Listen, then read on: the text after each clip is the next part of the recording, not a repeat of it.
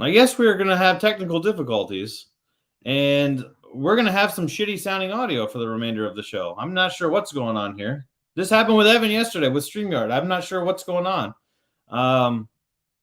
But yeah, so I appreciate everybody that's tuning in. I mean, there's quite a few people here that have tuned in.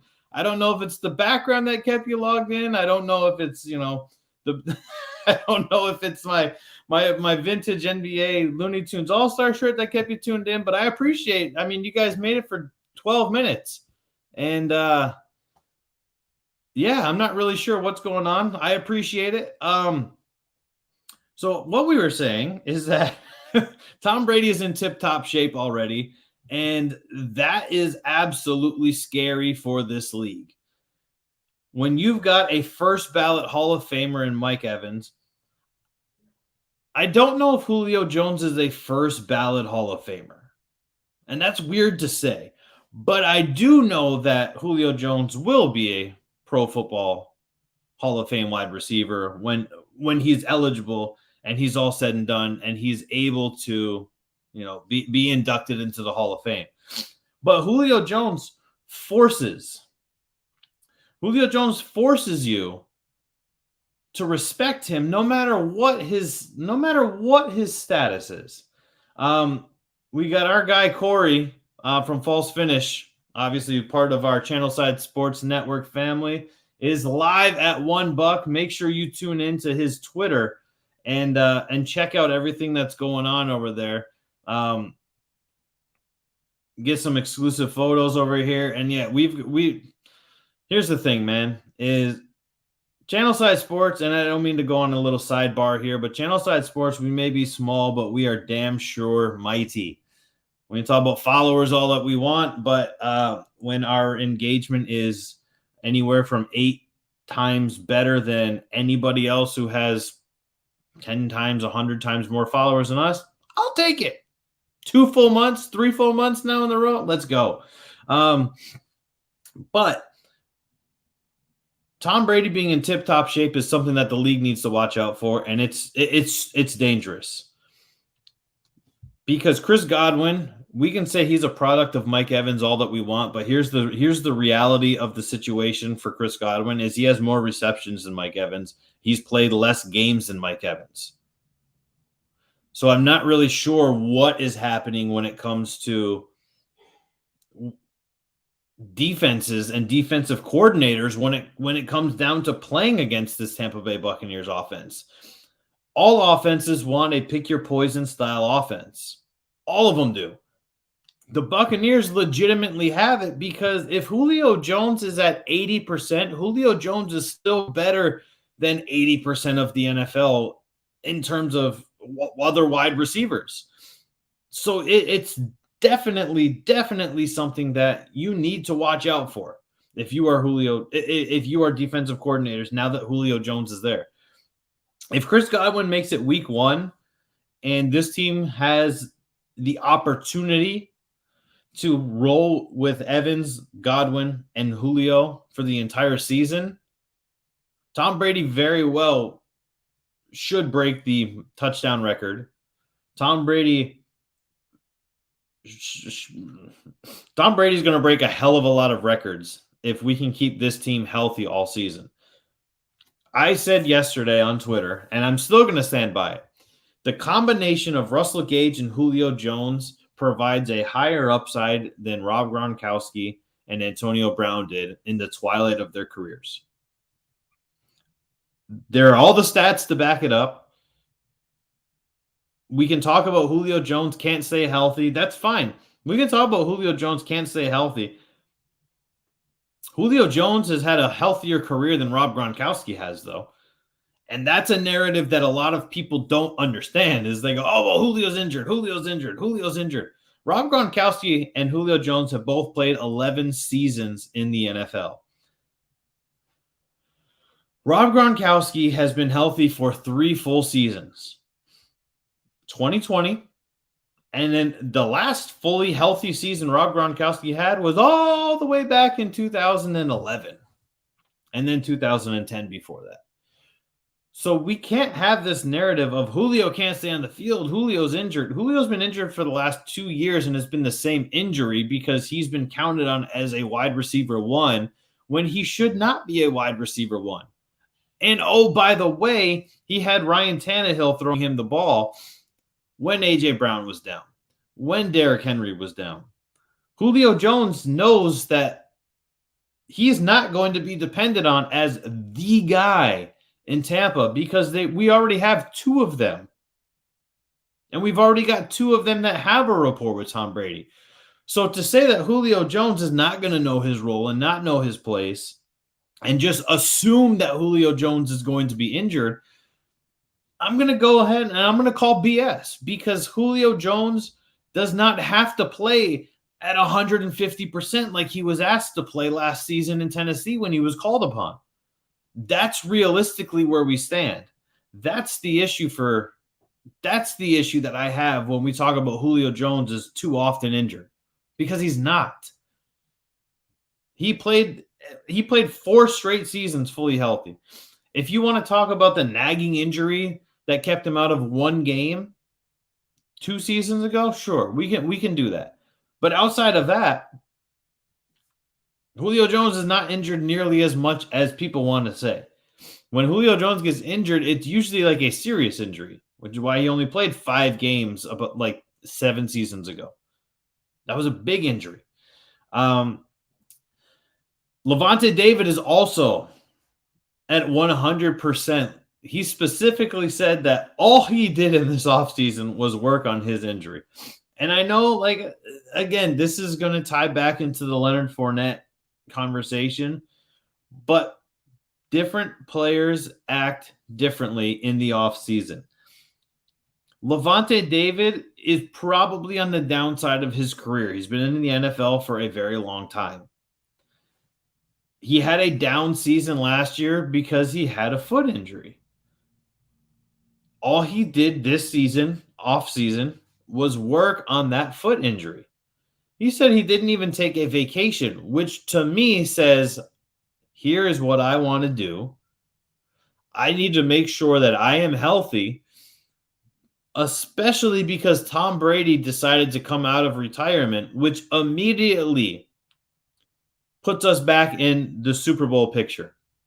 It immediately makes the Tampa Bay Buccaneers a Super Bowl contender when Tom Brady comes out of retirement. So when Levante David says, all I did was work on my injury and rehabbing and making sure that I'm prepared and 100% for the season, hell yeah, let's go.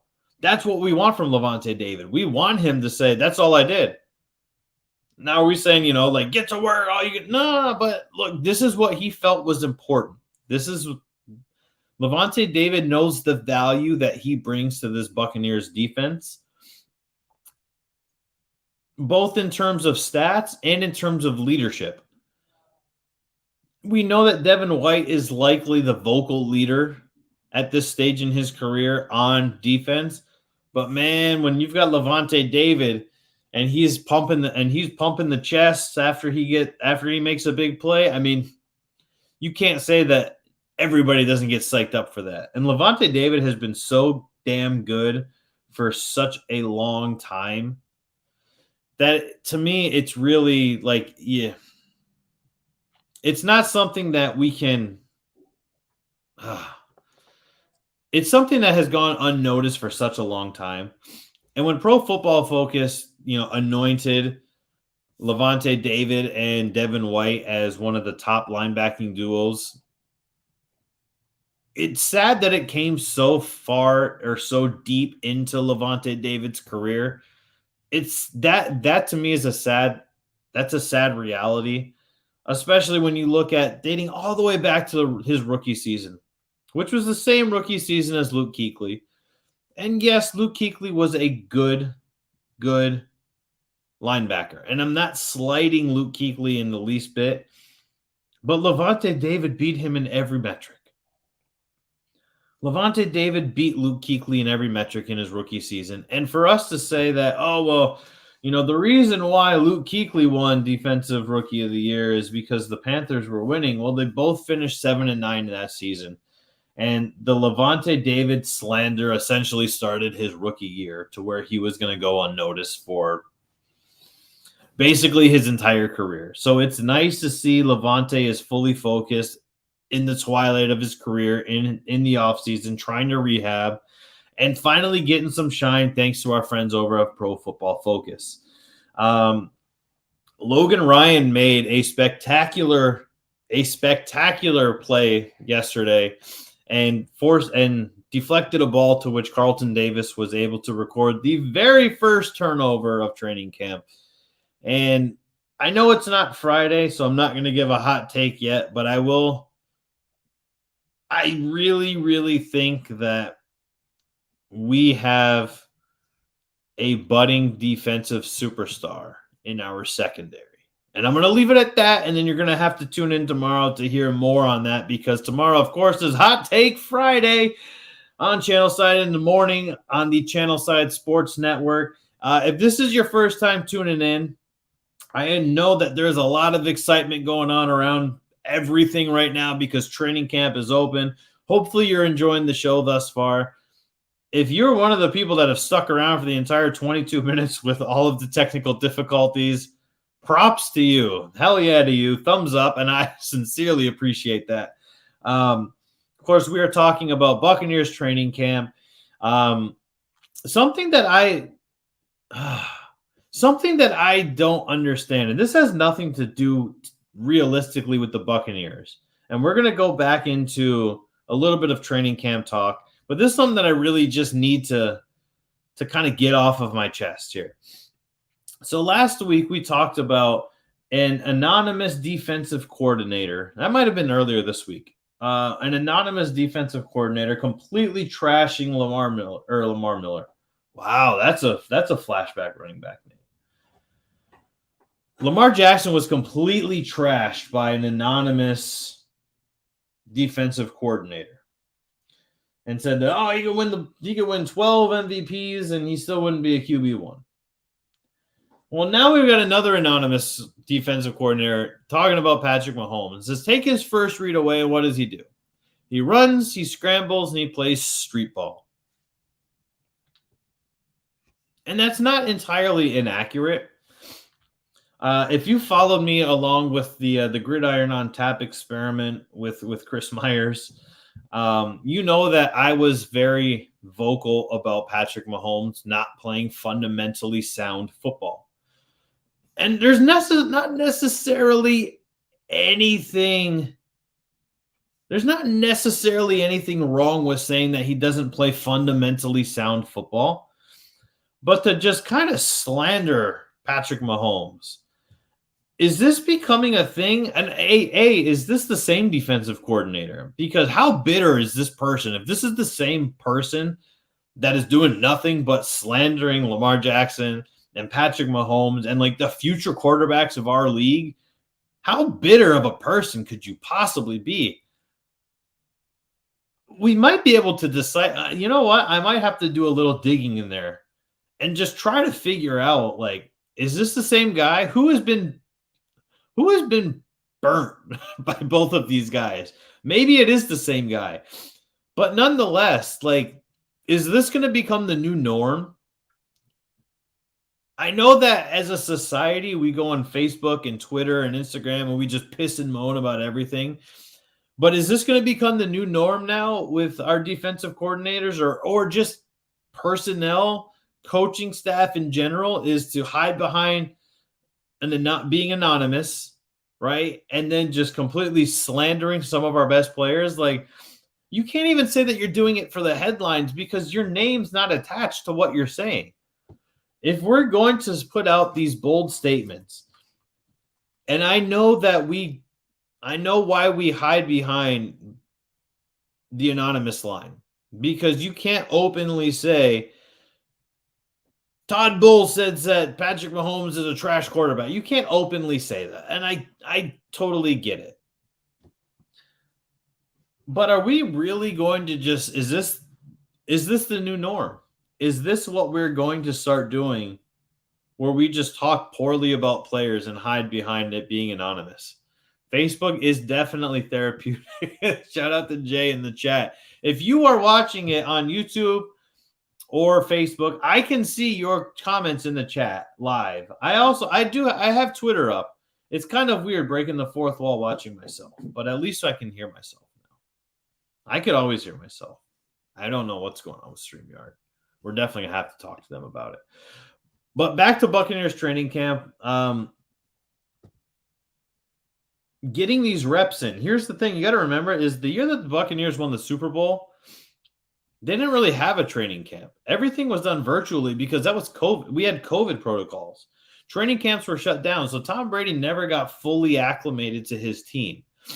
And I really think that when the Bucs won the Super Bowl, having that wacky training camp, I truly believe that that was realistically just we are out-talenting everybody else. We just have more talent on this roster. We are just an all-around better team. Now we talk about 2 full seasons in the books for this Buccaneers team. Tom Brady had it still wasn't a completely full training camp last year, but it was very, very close. And now we've got a full training camp, right? Sure, Gronk's not there, and whatever. I think we're going to be fine at tight end, by the way. Now that you've got Julio Jones there to stretch the field, if you've got Mike Evans and Julio Jones lined up on each side, you have to account for somebody burning you over the top. This is where Rachaad White becomes dangerous. Catching passes out of the backfield. Leonard Fournette is dangerous. We saw last season, Leonard Fournette is a hell of a pass catcher out of the backfield. And Rachaad White is a better pass catcher out of the backfield. And that, to me, is what is scary. You know, so this is where it is going to be absolutely insane. Julio Jones could definitely be, you know, like a special package player. But you're going to stretch the field when you've got him out there, regardless. He could be a complete decoy. Do you remember when Calvin Johnson a couple of seasons ago had a knee injury? And he didn't run any routes for an entire game. And he literally lined up every single play on offense and ran no routes. And what did that do? Golden Tate had like 135 receiving yards. He had like 8 receptions, 2 touchdowns. And this is what you can do when you've got a guy like Julio Jones. Throw him out there because defenses are going to go, oh, crap, we got to account for Julio. Well, now Mike Evans is going to kill you. Chris Godwin is going to kill you. Cameron Brake can get into it. Cade Otton can get into it. Oh, yeah, by the way, Russell Gage is going to be here. People are definitely going to sleep on Julio Jones. He's definitely going to have some solid games this season. And if you don't think that he's going to because he is often injured, you're going to be wrong. If he's already 100% right now, do you think that Julio Jones in the twilight of his career doesn't understand maintenance on his own body? Do you really think he's going to try and destroy his body in training camp? No, he's not going to do that. He's not going to. It's a false narrative that we're creating, in my opinion, when we talk about Julio Jones being injured. I'm excited to see what happens for the rest of the season. I really am.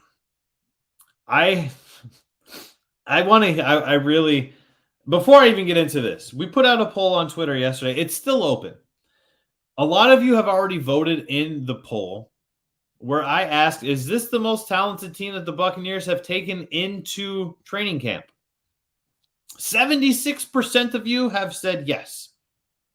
I am one of those 76% because I voted for my personal account. But look, if everything on this team, if we add up and we calculate everything that this team currently has, it outweighs the loss of Antonio Brown and the loss of Rob Gronkowski. We upgraded the offensive line with Shaq Mason.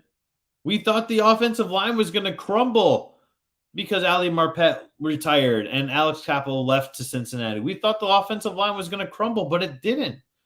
Luka Decky is a very solid lineman. Shaq Mason is an upgrade from where we were. Rashad White is an upgrade over Ronald Jones. I said it. Rashad White is already he's going to prove that he is an upgrade over Ronald Jones. Leonard Fournette, another season with Tom Brady, another season of wanting to prove himself. Maybe Leonard Fournette makes up these own. You know what? Maybe Leonard Fournette makes up these own narratives on his weight as motivation. You remember when the Buccaneers first signed Leonard Fournette, and Bruce Arians specifically said he's not going to name Leonard Fournette as the starting running back to motivate Leonard Fournette to earning the starting running back role over Ronald Jones? Maybe he's creating these own narratives of, oh yeah, he's fat. I mean, he's buying into it now. He posts the little picture of his face on the fat guy body on his social media accounts. Maybe he's creating these narratives himself so he can just kind of fire himself up and get himself prepared for the season. But Leonard Fournette's not overweight. He never really was overweight. And once again, muscle outweighs fat. Always has. Always will. Nonetheless, I strongly believe that quarterback wins are not a stat. I'm gonna throw that out there right now. Quarterback wins are not a stat.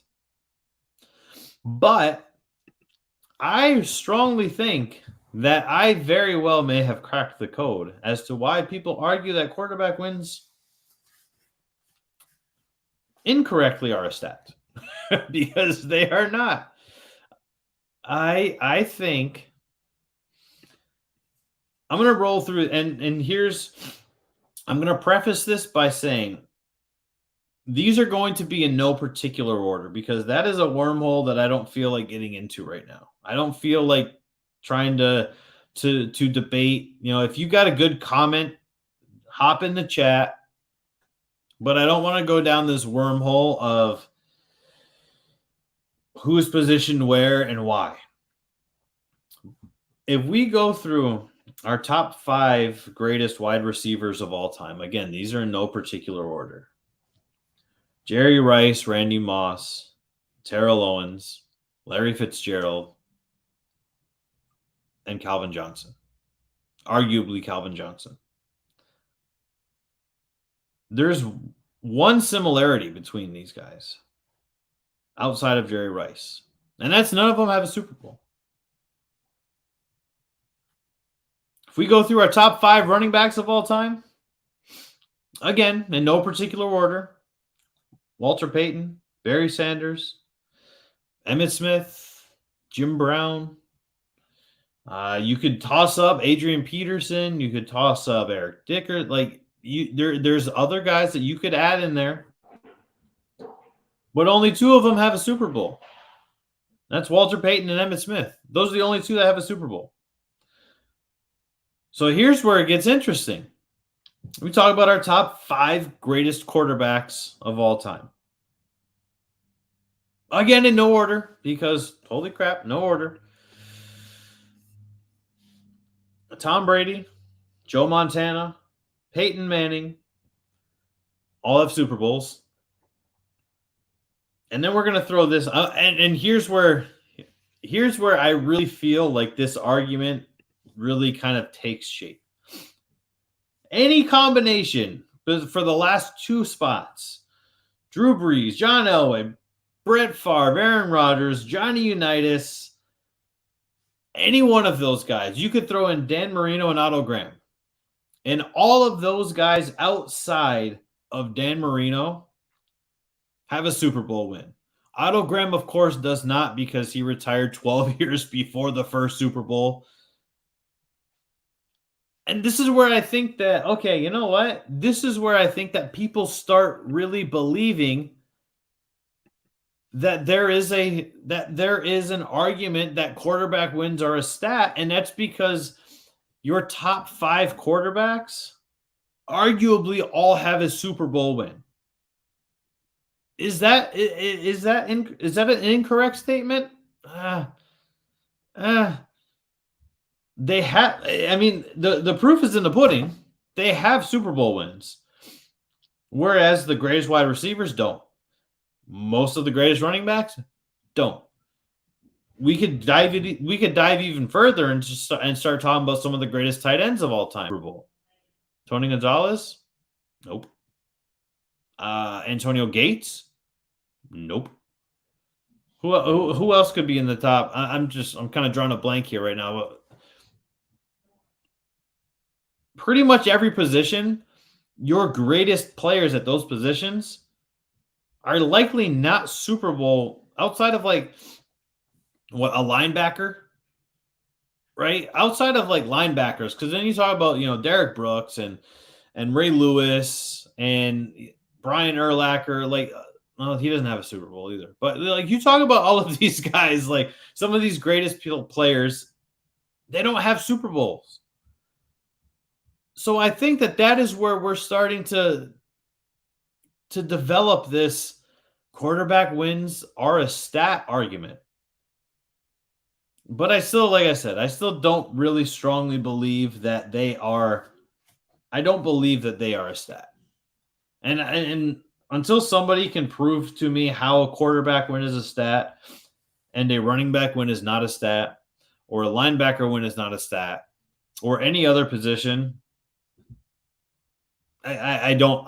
That's not an argument for me. That's not going to ever be something that I agree with, because sure, the quarterback touches the ball every time. So is the center. The center gives the quarterback the ball every time, right? Like that.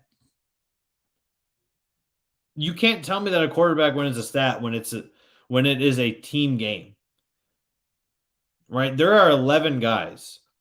We talk about Lamar Jackson. Let's bring up Lamar Jackson right now, because a lot of people go, "Oh, well, Lamar Jackson's a crappy quarterback. He's not accurate." Lamar Jackson's also been in the top 5 almost every single season he's been in the league on target wide receiver drops.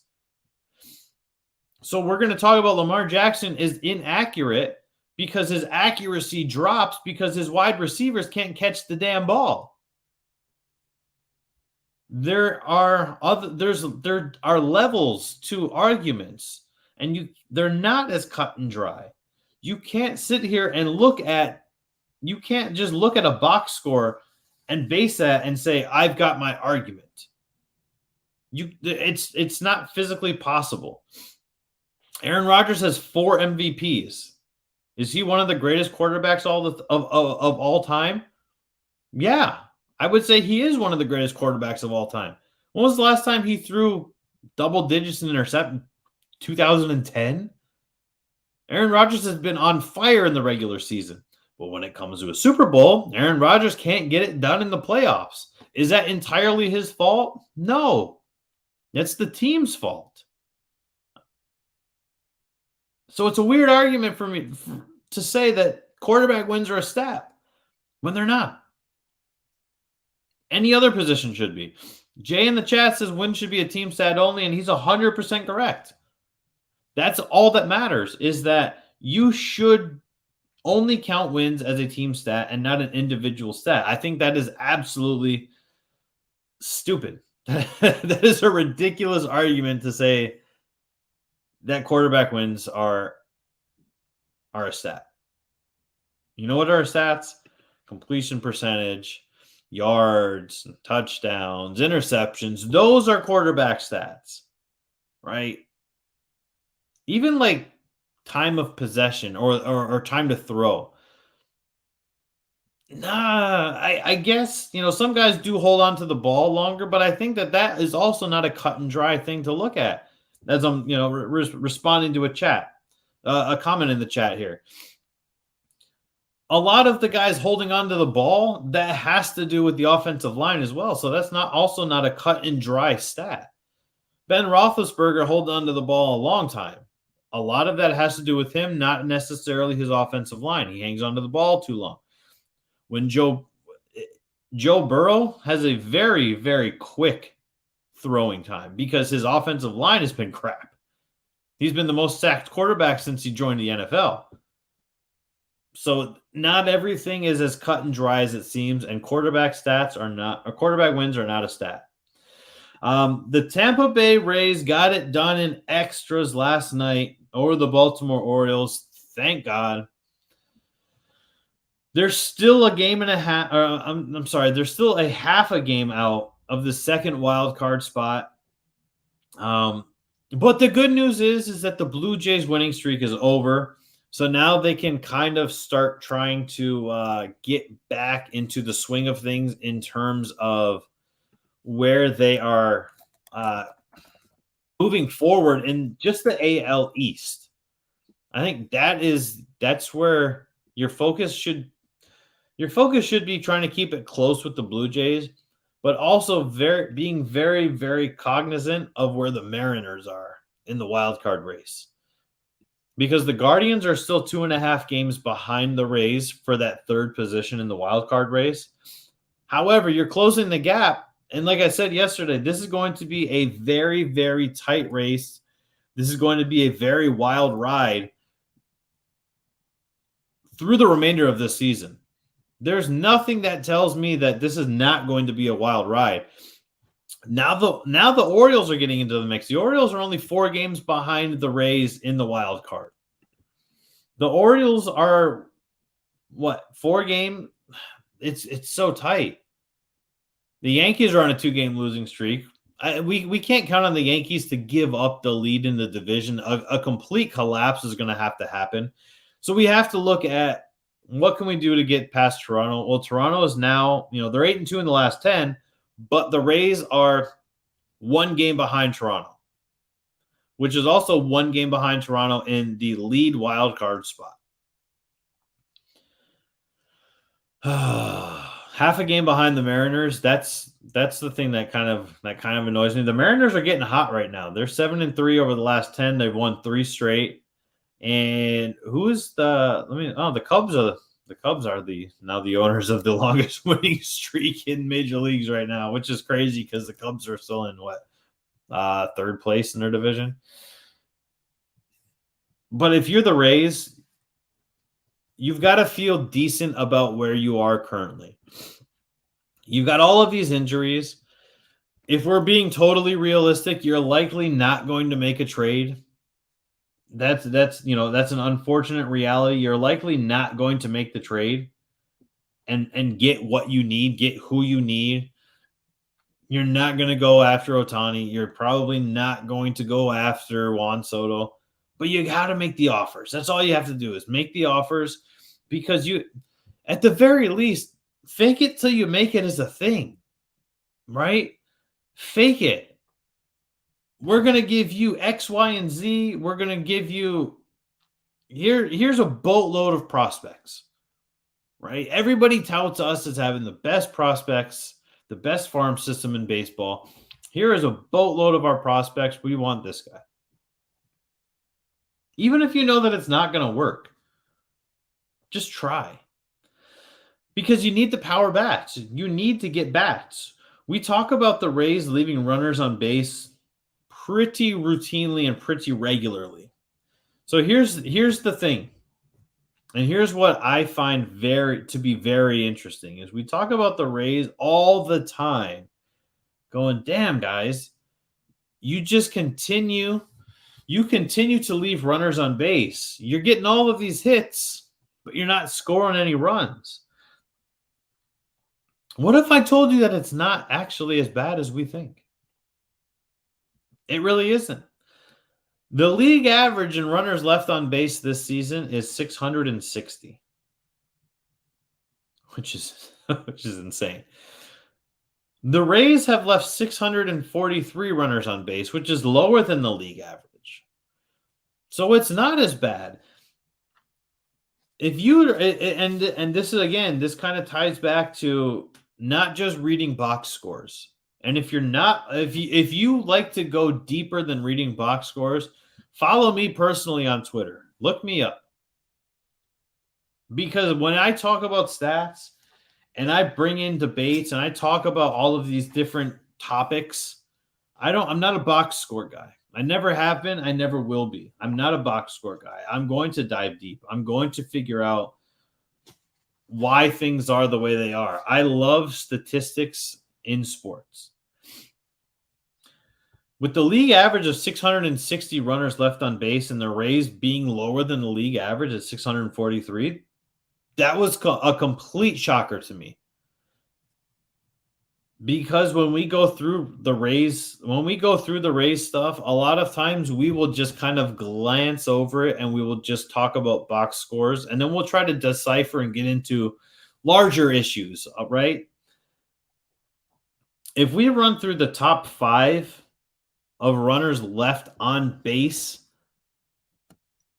in the major leagues this season, the Padres are number 1 with 721 runners left on base. Here's also something very interesting. The Padres are also second in their division, 10 games above 500.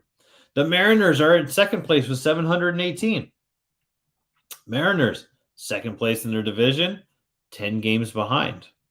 The Colorado Rockies, 715. Colorado Rockies, not quite the same story. They are 9 games under 500 and in last place. The Cardinals have 700, second place in their division, only 3 games behind the Milwaukee Brewers. And the lowest is the Cincinnati Reds with 578 runners left on base. And they're the second worst team in baseball behind the Washington Nationals, who are the holders of Juan Soto, by the way. I'm just going to touch on that one last time here. The league average for hits is 805, where the Rays have 794. So the Rays are literally the first team under the league average, if we're stacking them up. So if we look at the difference, the Rays are below the league average, technically in both runners left on base and in hits, but the Rays are closer to the league average in hits, and they're further down in the league average of runners left on base. So it's not as bad, because when you combine the two together, they kind of balance out. So it's not as bad. The issue is for the longest time, they just weren't generating enough hits.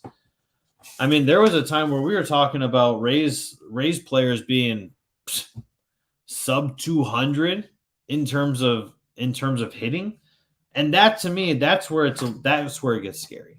You don't want to be sub 200, right? You don't want your best hitters to be that low. That's not what you want. That's not a good, that's definitely not. It's not good in the least bit.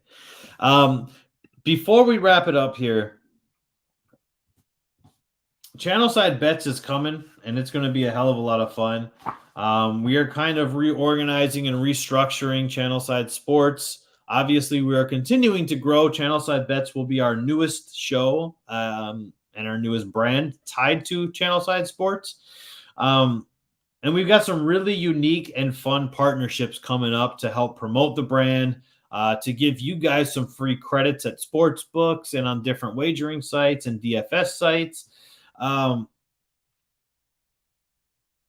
I'm going with this is the Orlando Magic are currently projected, their over-under for wins is 25.5. This is a team last year that won 22 games and improved in the offseason. And they're only at 25.5 wins, which to me sounds very low. And if you go over 25, if you're going to go over 25.5 wins, you're not going to win a whole lot of money. But if you're on the FanDuel Sportsbook and you select the over on 25.5 wins and you put down $100, you're going to win $81. I don't see any way that the Magic win less than 25 games this season. You got a hell of a lot better with Paulo Banchero. You've got better with shooting with Caleb Houston. We saw a very small sample size. Yeah, Caleb Houston started off Summer League hot and then kind of fizzled out and then picked it back up towards the end. But we saw a very small sample size of what Paulo Banchero is going to be, and it is going to be nothing short of spectacular in this season, in this league, and starting this season, as he is likely to win Rookie of the Year. He's favored to do that. Smash that over button, no matter what you're doing, because we don't have an official partnership with a sports book yet. So no matter what sports book you are using, smash that over. If your over under on your favorite sports book is at 25 wins, smash the over. I can't guarantee it. This is not financial advice. I'm not a stockbroker. But 25 wins seems very low for this team. I don't see a world where they win less than 25 games. We don't know exactly what the starting lineup is going to be, but we can kind of project what the starting lineup will be. And I don't see a world where 25 wins is all that you're going to get. I would be willing to bet that if the over-under was at 30, I would feel a little less confident saying smash the over. But 25 seems very low to me. And I'm telling you right now, smash the over and enjoy the spoils of your riches. Courtesy of Channelside Sports and the Channelside Bets app. I think we're wrapped up. Tomorrow's going to be fun. We got a hot take Friday. Maybe we don't have technical difficulties. Maybe we don't have audio issues. Who the hell knows? Always flying by the seat of our pants here. There's structure coming. God damn it, I promise you. But this is Channelside in the morning, live on the Channelside Sports Network. I am Danny. Thank you for tuning in. Hopefully you enjoyed what you heard on the show today. Hopefully you enjoyed the conversations, the topics. Thank you for hopping in the chat. Thank you for tuning in across all of the platforms. Look us up on all of the social media networks. Search for the Channelside Sports Network. We are available. We are everywhere, and we are taking over Tampa Bay. Mark my words. Join the movement now, because a year from now, the bandwagon is going to be full. We're still going to welcome people. Don't get me wrong, but the bandwagon is going to be very cramped and very crowded. I'm Danny. This is Channelside in the morning. I'll be back to do it all over